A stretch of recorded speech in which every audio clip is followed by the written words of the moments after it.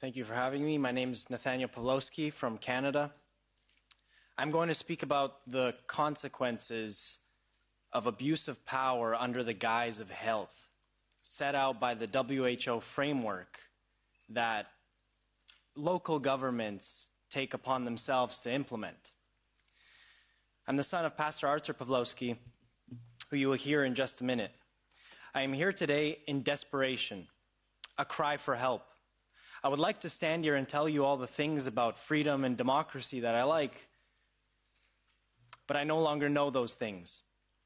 They have been taken away from us Canadians. Canada has fallen. We no longer have freedom of religion or freedom of speech or the right to protest or assemble or associate or express ourselves or have free media or disagree with the government. Anyone who does so is arrested, charged, and jailed as political dissidents. My father was just found guilty of inciting mischief for giving a sermon to the truckers when they went and stood for our rights in 2022. A Christian sermon that referenced the solidarity movement was criminal in our government's eyes. A charge that has a penalty of up to 10 years in prison. This case sets a precedent to all Canadians and the world if you allow this to happen, that anybody, including politicians and media, do not have the freedom to say or express what they have on their hearts for fear that what they say is mischief and could be liable to prison.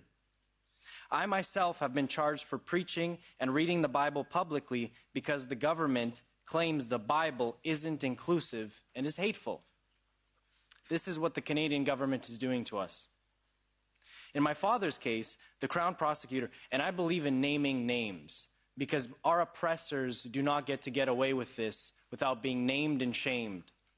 So the Crown Prosecutor, Stephen Johnston, and Judge Gordon Crink claimed that when Pastor Arthur, my father, referenced the solidarity movement in his 19-minute sermon, it was an act of mischief against the government. The very solidarity movement that this parliament reveres and has placards about all over the building. The peaceful movement that broke the Iron Curtain and repelled the communist hold on Europe. The movement the Canadian government condemns and says is unacceptable. So I ask you, the rest of the free world, to intercede on Canada's behalf and pressure the Canadian tyrants to stop persecuting law-abiding free Canadians, especially clergy. They simply did their duty and gave hope. My father told the truckers to stand for their rights, solidarity style, and to do so peacefully. His sentencing is this August 9th, 2023, and if he goes down, we are all lost as Canadians. If a pastor goes to prison, what can they do to the rest of us? For giving a sermon in Canada, it is no better. They are no better than the tyrants of old. So please, I ask you for help and to pressure Canada on this matter and to help us deal with our oppressors who act like modern-day Caligulas. Trudeau is a modern-day Caligula. We cannot allow these mad emperors to run mad. And remember, all of this is being done under the guise of health, safety, and protecting us. By stripping our rights and ushering in tyranny, we must not allow Canada to treat its citizens, and especially clergy, this way. The WHO has structured a way to take away our rights, and our local governments are doing that. Now you will hear my father. He will speak via video. So this is Pastor Arthur Pawlowski, political prisoner.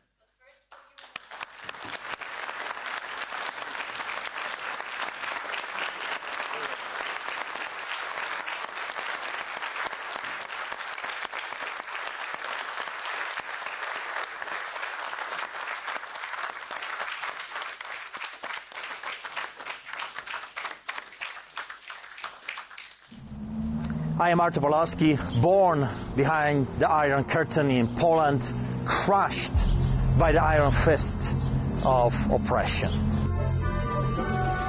The armed forces now rule in Poland with martial law and the threat of execution for those who break it. do wojskowej dyktatury. The horrors inflicted by unchecked despotism have burned their mark into my memory. The December of 1981, when martial law turned our cities into shadows. The biting winters, when the quest for bread met with empty shelves. The silenced voices of cutting forest. These memories led me to vow, never again would I bow to tyranny, never again would I let freedom's voice be muffled. This promise guided me to Canada, a beacon of liberty. You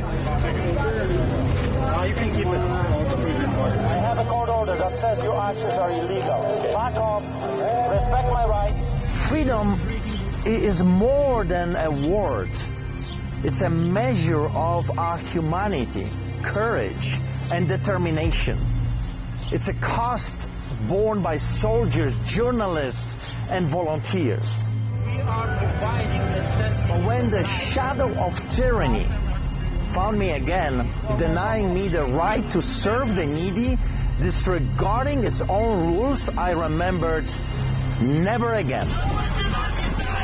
After receiving new enforcement powers for public gatherings Thursday, Calgary police have arrested Arthur and David Pawlowski.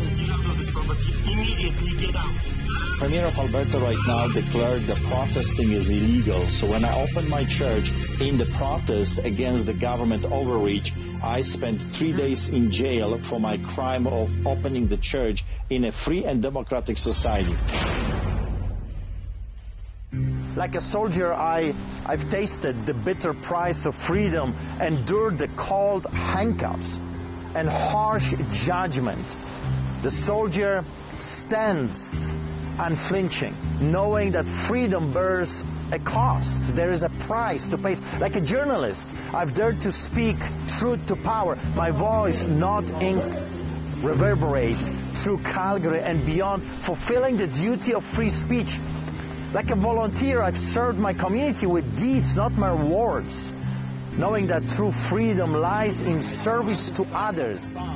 St. Augustine, a pillar of our Christian faith, said, hope has two beautiful daughters, anger and courage. Anger at the status quo, and courage to change it. From my house arrest, I pose this question to you, honorable members of the European Parliament. How many nights in cold cell would you endure for freedom? What lengths would you traverse to defend your people's rights? You see, I have spent 50 nights in jail standing up for our right to gather and worship. It's time to rise, to say never again, to face the lingering shadows of the 20th century, to challenge the injustice of today. It's in your best interest for people like me to survive. Because when we go down, be sure of it, you will be next.